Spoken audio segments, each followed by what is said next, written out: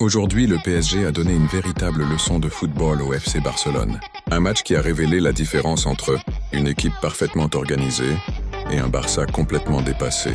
En tant que Barcelonais, je dois le reconnaître. Paris était largement supérieur.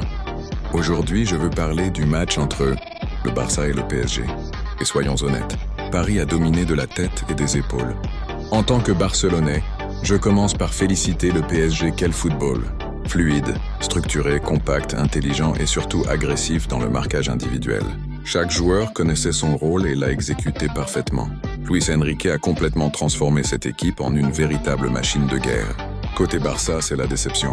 Beaucoup trop de déchets techniques, un manque d'envie flagrant et un pressing quasi inexistant. À tel point que j'avais l'impression que le Barça jouait en infériorité numérique. C'est inquiétant à ce niveau de compétition. Prenons l'exemple du côté droit. Nuno Mendes et Mbaye ont totalement détruit Yamal et Koundé.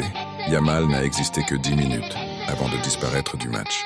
Et son gros défaut est clair, il ne défend pas. Il marche, il regarde, mais il n'aide pas. Résultat, Koundé a dû tout faire seul. Regardez la différence. Barcola, lui, aidait constamment son latéral. Au PSG, tout le monde défend. Au Barça, Yamal n'a pas encore compris que dans le football moderne, l'attaque commence par la défense. Marcus Rashford, malgré ses bonnes récentes performances, n'a pas été à la hauteur. À son âge, il devrait comprendre les enjeux d'un tel match. Mais là, pressing insuffisant et offensivement, il n'a rien apporté. Il court comme un joueur en fin de carrière. C'est regrettable. Seul Ferran Torres a montré un vrai pressing. Mais sans pressing collectif, impossible de rivaliser avec ce PSG qui récupère et conserve le ballon comme personne. Dani Olmo aussi a déçu. Son occasion ratée est impardonnable. Seul face aux cages, il frappe sur le défenseur. Voilà 60 millions dépensés pour un joueur qui ne brille que contre les petites équipes. Mais face aux grandes, il disparaît. C'est choquant. À l'inverse, Fermin Lopez a montré du courage, de l'envie, de la combativité. Lui, au moins, a essayé. Gérard Martin, lui, n'a pas encore le niveau des grands matchs. Pas assez robuste, pas assez propre techniquement. Il doit progresser pour s'imposer à ce niveau. Pedri aussi a montré ses limites.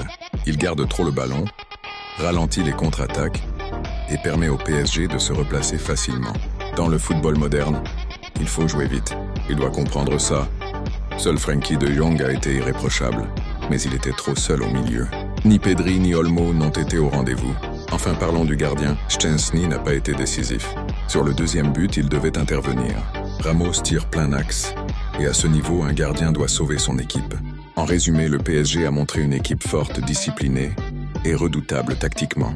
Le Barça, lui, doit corriger beaucoup de choses s'il veut redevenir compétitif.